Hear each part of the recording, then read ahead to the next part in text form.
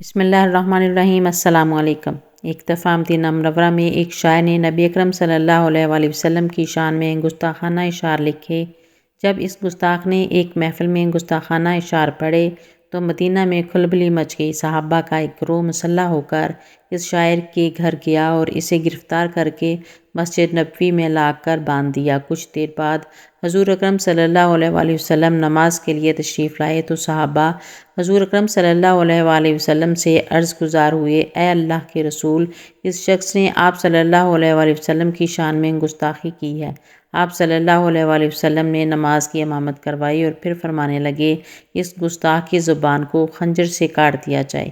وہاں موجود جید صاحب بہت حیران ہوئے کہ رحمت للعالمین نے آج یہ کیسا سخت فیصلہ سنایا ہے۔ اس طرح تو کافر و مشرک حضور اکرم صلی اللہ علیہ وآلہ وسلم کے اخلاق پر سوال اٹھائیں گے۔ ہر طرح سرگوشیاں ہونے لگیں۔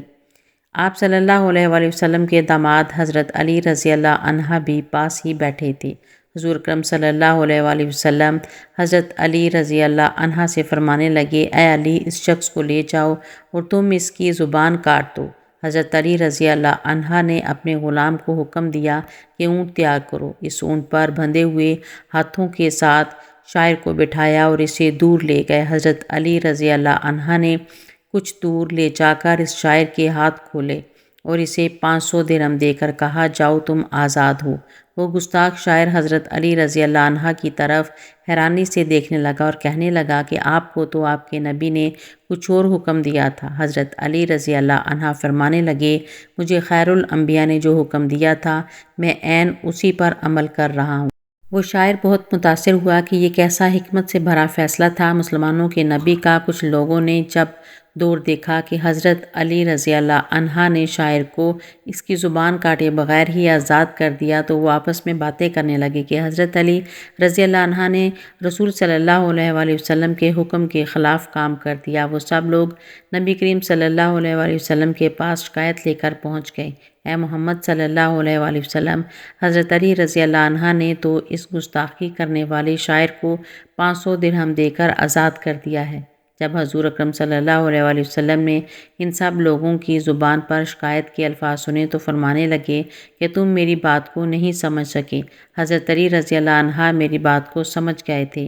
سب لوگوں نے حیران و پریشان ہو کر کہا، اے اللہ کے نبی صلی اللہ علیہ وآلہ وسلم، آپ نے تو یہی فرمایا کہ اس گستاخ کی زبان کاٹ دو، مگر حضرت علی رضی اللہ عنہ نے تو آپ کی بات کو ماننے سے انکار کر دیا ہے، اس کو 500 درہم کے ساتھ آزاد کر دیا ہے۔ سب لوگ سارا دن اسی بات پر حیران ہوتے رہے۔ رات ہوئی تو وہ سو گئے۔